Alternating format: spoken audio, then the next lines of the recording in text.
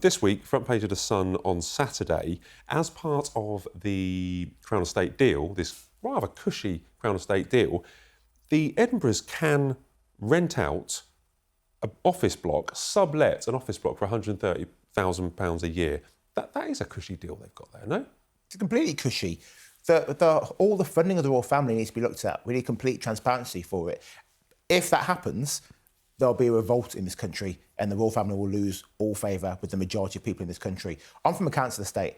We don't get offered nice, cushy deals. It's a case of you pay your rent or you pay your mortgage. If you can't pay it, they take it away. Why are the royal family, who have just happened to be born into this life, being subsidised by us? And then Sophie and Edward are then making money by renting out stables on their farm, which money that should be coming back to the people. Should come back to the taxpayer via the Crown Estate. Instead, it's going in their pockets. This doesn't make any sense. But until we have complete transparency on all the finances for all of them, whether it's Edward to Prince Eugenie and Harry and Wills and Charles, when we finally get that, it won't be the end of the royal family, but people will be asking for them to have a lot less cash given to them. And this is the kind of legacy, if you like, of the Andrew scandal, is that there is going to need to be far greater transparency when it comes to their finances. You know, the deal that Andrew had at Royal Lodge and Edward and Sophie at Bagshot Park,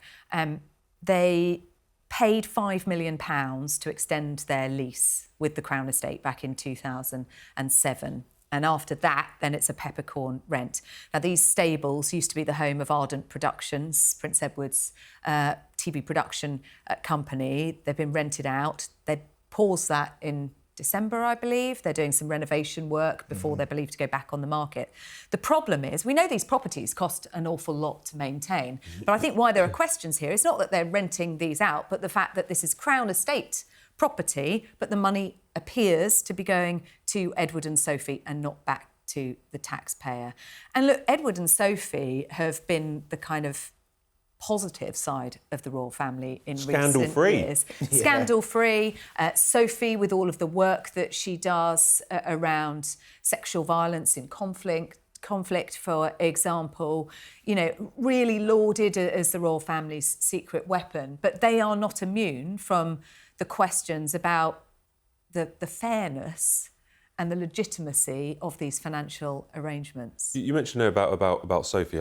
Like you, I've interviewed Sophie, and I thought she was wonderful. We were out in Bosnia, and I thought the work that she does goes so much under the radar that she often travels out with government officials into some of the most dangerous places in the world. In places like Africa, it's all to do with sexual violence. And the Bosnia thing was very much about missing, people that are missing, bodies that are missing for the Bosnian War, and what our government is doing to kind of help Bosnia. But what does Edward do? Genuinely, it's not a rhetorical question. It's like what he's been in this job for a long, long time. And I know what Sophie does, and I see, the Bagshot Park, this wonderful, huge, massive house set in lots of acres. It's gorgeous. It's like, what has Edward kind of achieved? Getting anyone able to defend Edward? What has he achieved? Well, I mean, he's taken on the Duke of Edinburgh Award from his late father, as well as the title now. But I agree with you. Sophie has, in a more modern way, Sophie has very much created a role, and we know exactly what her purpose is and where her areas of interest are. Edward's are perhaps a little bit more old school in the sense that they're scattergun, apart from the Duke of Edinburgh Award. Which he picked up from his father anyway. Which he did, but someone when he was had 61. to. And he is, look, this is like, sort of... I mean, what am I saying when I say that they're pretty much scandal-free in recent years? Yes, of course, there have been, Sophie got herself into trouble with the fake sheikh in the past, but they've managed to maintain a marriage, unlike Edward's siblings. They haven't brought disrepute upon the royal family. They are quieter and get on with the work than others, and perhaps we don't know what they're doing because we've been less interested. Well, talk about achievements as well. I mean, yeah. What have they achieved? Like when, as JJ was pointing out, that at some stage there is this government investigation into Crown Estate leases and where the royals get their money. If it all comes out and you say that people are going to be up in arms about it, people will start saying, well, we know what Andrew's done. Yeah, he's been punished. We know what William's done. He's going to be king. He's doing a great job with his family. We know that Anne is the hardest working royal. We know the king just will not stop. What's Edward's achievements? People will start asking questions about Edward. Yeah, and royalists will say he stays out of trouble. That's his achievement. And for that reason, he should get whatever he wants. Nah, nonsense. Absolute nonsense. They shouldn't be living in this flipping mansion. I almost swore then. They shouldn't be living in that massive mansion. They shouldn't have all these benefits. But most importantly, they should not be making money off of the Crown Estate and pocketing it. I'm not envious. It's not like kind of envious of rich people or envious of the royal family. I just think Edward needs to justify what he has achieved while he's been a working royal, because I really struggle, and I'd love our viewers, probably know sometimes more than we do. Some of our viewers, I'm sure they can tell us in the comments or get engaged and tell us what are Edward's achievements over the years, because I'm struggling to recall them. I have no idea. And he'll need to come up with some defence when, as JJ says, this committee starts looking at the money. Heads will roll. There we go. Let's quickly talk about Prince William. Either of you are religious? Do you go to church every Sunday or? I do. I'm Catholic. Yeah. Excellent. What do you think about this interview that the Sunday Times covered, where Prince William, through his aide, says that he has a quiet faith? He will be head of the Church of England at some stage. Is that enough? I think it's enough, and I think it's very honest. There's no such thing, in my opinion, as a good Catholic. Everyone's just trying. Obviously, he's Church of England, not Catholic, but we're all Christians. And he's being honest, and I think that will resonate, what he said, with many people in the country who believe in God but don't go to church. They might say prayers every so often, but yeah, on a Sunday morning, people wake up. A lot of people don't want to get out of bed early and go to mass. They want to get their lie in. So I think him being honest about it makes him seem even more relevant and just more relatable. It's kind of like part of his kind of representative of like a modern father of three who's juggling a family and a job and is quietly religious. Yeah, and that's perfectly fine. Yeah, I mean, I think that of course, this has come to the fore because he is attending the installation of the new Archbishop of Canterbury, and so questions are always going to be asked. And we've always felt that his faith is pretty lukewarm. He turns up at church on Christmas Day and Easter Sunday, but compared to his father and his late grandmother, it hasn't appeared that the church plays a big role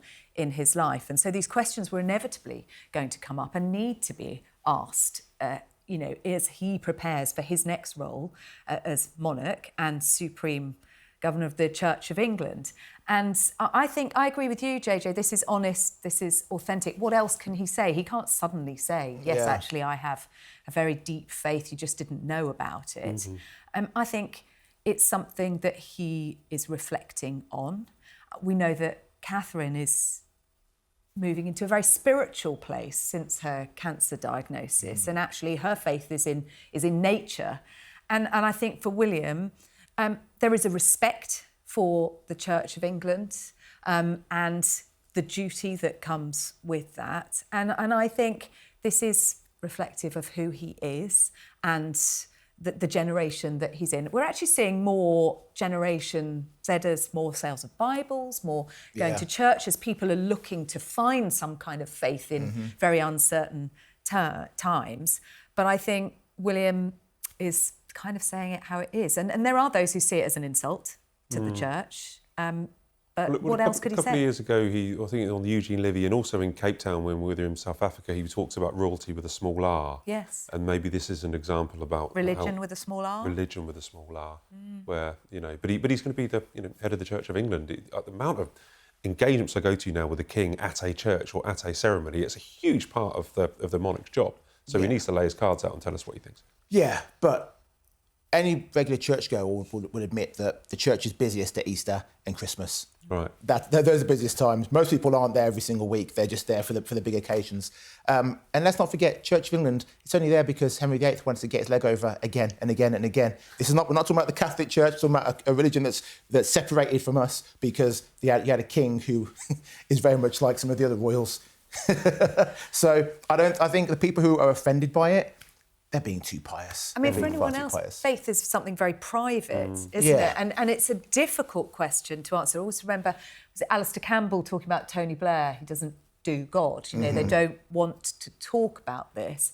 And that is one of the criticisms that you know, people are too quiet about their Church of England faith, while other faiths might celebrate more openly. Yeah. But I think for William, it is a path that he's on. And when it comes to his coronation, we've already been told, haven't we, that it's going to be very different, shorter.